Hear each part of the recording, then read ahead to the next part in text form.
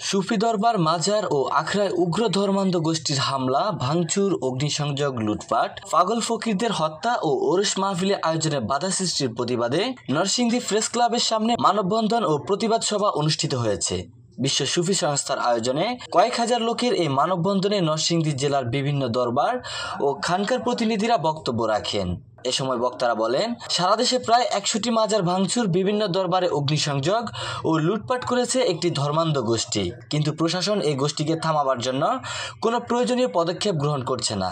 সম্প্রতি 2-1 উপদেষ্টা এ বিষয়ে বক্তব্য দিয়েছেন। তারা আরো বলেন, কোনো মাজারে কিংবা দরবারে হামলা, ভাঙচুর ও অগ্নিসংযোগের ঘটনা ঘটলে তা মেনে নেওয়া হবে না। কোনো মাজার ভাঙচুর না করতে ও মাজার সুরক্ষার ব্যবস্থা নিতে সরকারের প্রতি আহ্বান জানিয়েছেন তারা। নরসিংদী জেলায় 3টি মাজার ভাঙচুর করা হয়েছে বলে দাবি করেছে বিশ্ব সুফি সংস্থা।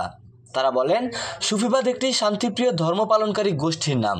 এ নামে সুফিরা কারো বিরুদ্ধে লাঠি ধরে বদনাম নিতে চায় না। আলেম নামের জালেমরা যেভাবে বিভিন্ন স্থানে মাজার ও দরবারে হামলা ভাঙচুর করছে, তার প্রতিবাদ করতে সুফিরা যদি নেমে যায় তাহলে আলেমরা পালানোর জায়গা পাবে না।